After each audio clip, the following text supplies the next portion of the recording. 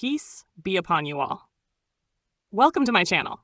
In this video, I will show you how to install the MARK ViE gas turbine simulation on your PC. This simulation gives you access to GE SCADA software like CIMPLICITY and ToolboxST. It's great for training and experimenting on the system without risking any damage.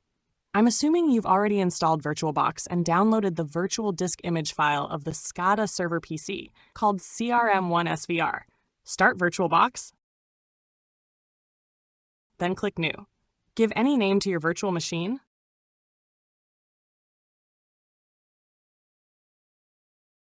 Select Windows XP, 32-bit, and click Next. Allocate at least 4 GB of RAM, then click Next. Choose to use an existing virtual hard disk file, click the folder icon, then add and browse to the location of your VDI file. Double-click on the VDI file to add it to the selector. Click Choose, then Next, then Finish.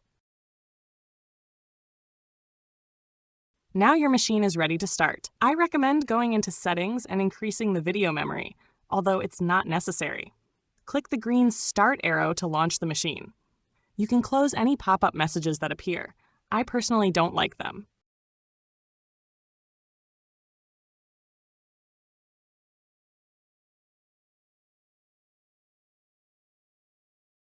Wait for the machine to boot and for Windows XP to load.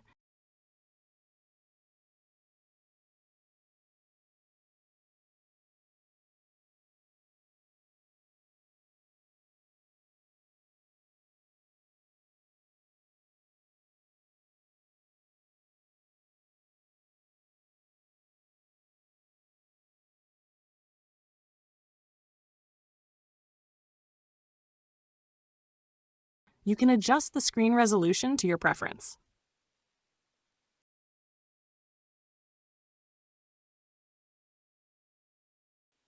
To start the simulation, double-click the simulator icon on the desktop. Once it opens, go to File in the menu, choose the controller simulation file, then click the play icon to start it. Wait for the file to load. It takes about 1 minute.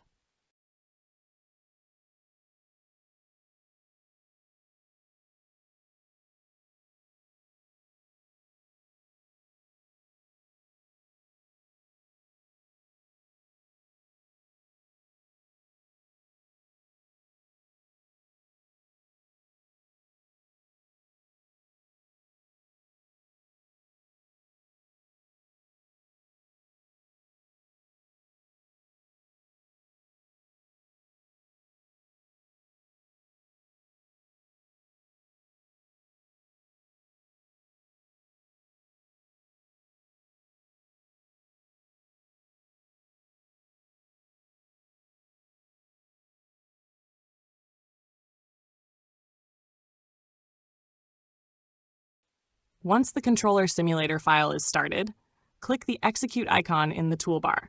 In the status bar, you'll notice the controller state change from started to running. You can minimize the controller simulator window for now. Launch the CIMPLICITY workbench by clicking its icon on the desktop.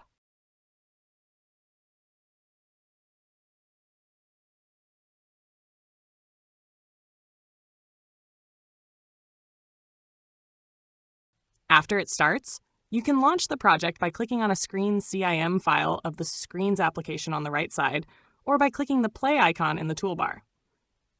A project selection window will pop up. The selected project by default is of turbo generator gas turbine, so just click Start, then Yes, and wait. You'll see the Sound Alarm Manager and then the CIMView application. Don't worry if CIMView becomes unresponsive. That's normal on the first attempt. To fix it, open Task Manager by going to Input, Keyboard, Control-Alt-Del. Go to Processes, find CIMView, and end the process.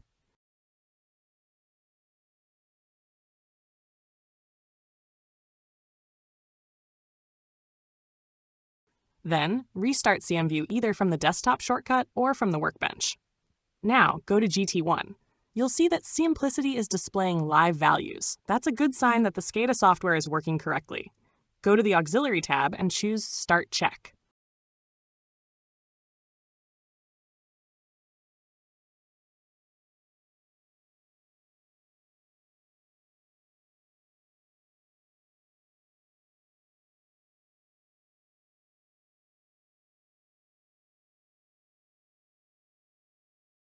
Click Master Reset and Diagnostic Reset.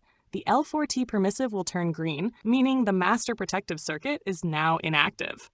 Since we are running only one controller by loading its sim file to simulator app, and the VDI file is a virtual copy of a real MARK ViE server drive that can run in a virtual machine, and as we know that the real system depends on a triple modular redundancy system to control the turbine, the permissive signal of controller system FOUT show red because the system doesn't detect the other two controllers, so we need to force its signal throughout ToolboxST app.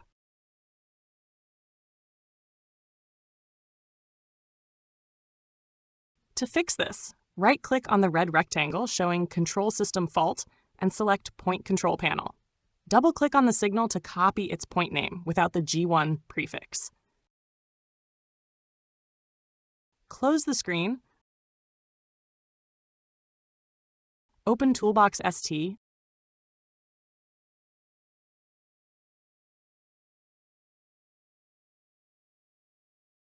and double-click on G1.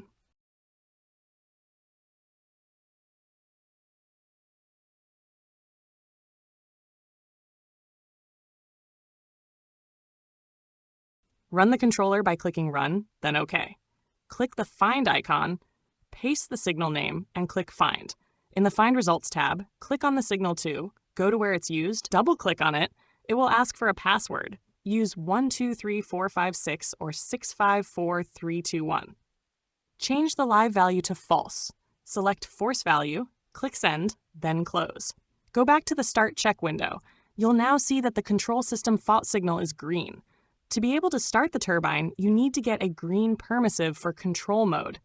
This one will be done by going to Control tab and select one of the starting modes. Now you can start the turbine and observe the full system as it's functioning as if you're in the control room, and you can experiment and learn deeply and practically about the system. For the turbo compressor simulation, it's the same. The only difference is that the machine needs more RAM. About 6 GB will be sufficient. The next part of this video will demonstrate the details if you want to keep watching. Watch my channel to learn how to take full advantage of this simulation for training and experimentation. Thanks for watching. Don't forget to like and subscribe.